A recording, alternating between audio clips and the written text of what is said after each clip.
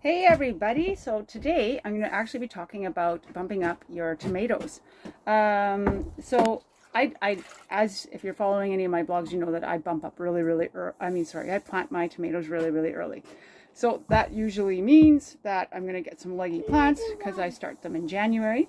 I'll have it right for you right shortly. Okay, thank you. My son is actually helping me bump up.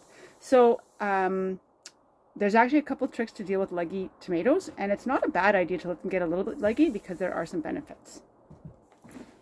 So as you can see, the stems are quite long. These plants are now 2 months old. This one doesn't have very many leaves. Here's Rex's hand. You can go stand behind it if you want. And so what we're going to do is we're actually going to take the plant out of the pot. I'm going to actually break off these bottom leaves, and I'm going to bury the plant up to here in dirt, and that's going to make the tomato plant put the energy into building a thicker stem and rooting all the way up to wherever the dirt ends. And what? You want to what? Yeah, you can tell something, sure.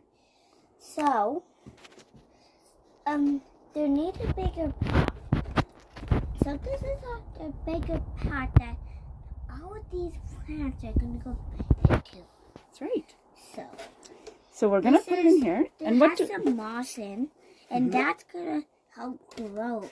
And it's going to wet up the moss, and then they can have wet moss until they're thirsty enough.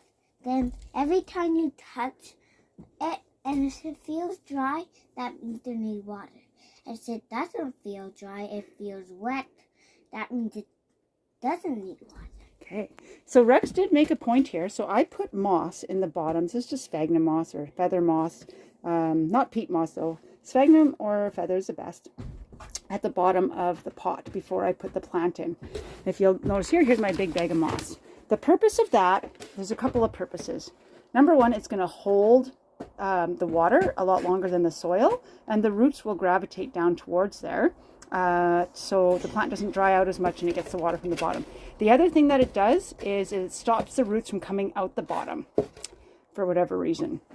So I'm going to just rearrange my camera here.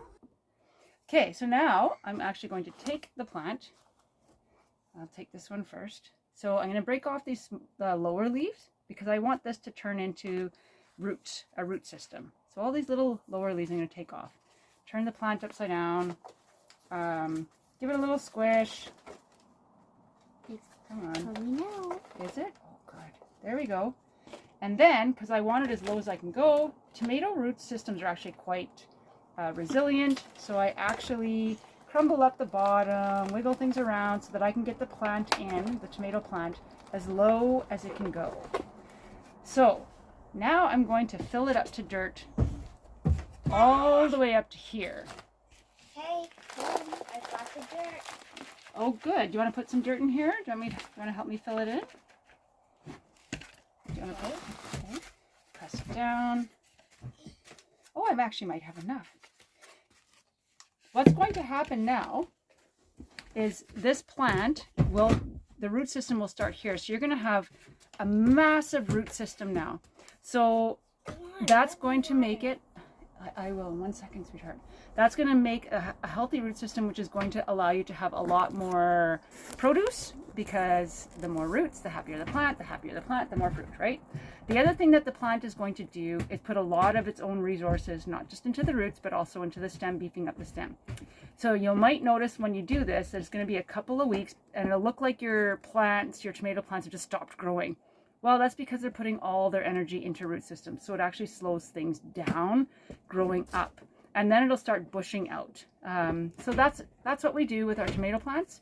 And then we're usually eating tomatoes by end of June, July, doing this process. It's a little bit more work in the spring.